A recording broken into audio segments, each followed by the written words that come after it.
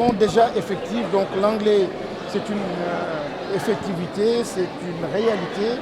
Donc au niveau préscolaire et élémentaire, les langues nationales aussi, nous sommes passés de 9 académies aujourd'hui à 13 académies. Donc 13 académies vont justement introduire les langues nationales. Et ces langues nationales, au-delà donc des langues et de la communication, vont aussi miser ou porter sur les mathématiques, les sciences. Donc nous sommes en train d'avancer et il y a une véritable introduction et une véritable appropriation des langues nationales par le système. Et c'est encore une fois pas une question idéologique, mais une question de performance scolaire.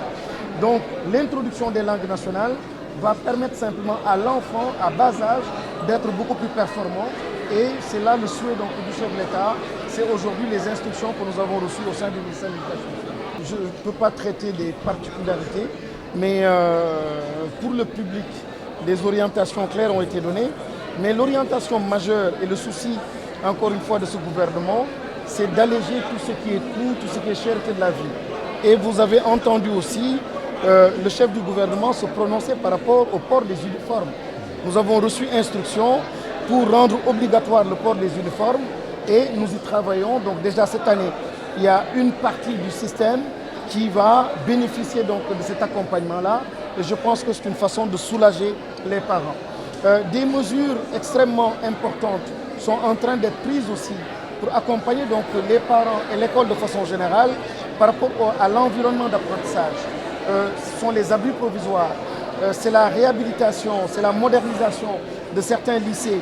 C'est vraiment l'école au cœur du système de transformation structurelle de notre pays.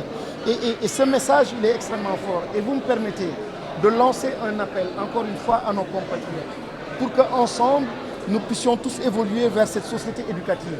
Elle est en train de prendre forme. Elle est en train de prendre forme parce qu'on voit de plus en plus que pas mal d'acteurs sont en train de s'investir pour rendre l'école belle, plus performante. Et l'exemple du 5 octobre en dit long. Pour une fois, une rentrée mobilise tous les acteurs et tous les Sénégalais. Mais au-delà donc de cette rentrée, il faudrait que ce soit un esprit. Il faudrait que ce soit une habitude, une façon de faire. Il faudrait que les fournisseurs, les constructeurs d'écoles renouent avec la qualité. Le chef de l'État disait que tous les anciens bâtiments sont encore des bâtiments qui sont bien portants, bien solides. Mais toutes les constructions récentes, malheureusement, des constructions qui sont faites par les Sénégalais, mais malheureusement, c'est des risques, c'est des problèmes d'étanchéité, c'est des risques d'affaissement et on voit ce qui est en train de se passer.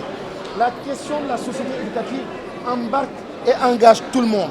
Nous devons réussir cette année scolaire 2024-2025, mais nous devons totalement changer le visage de l'école.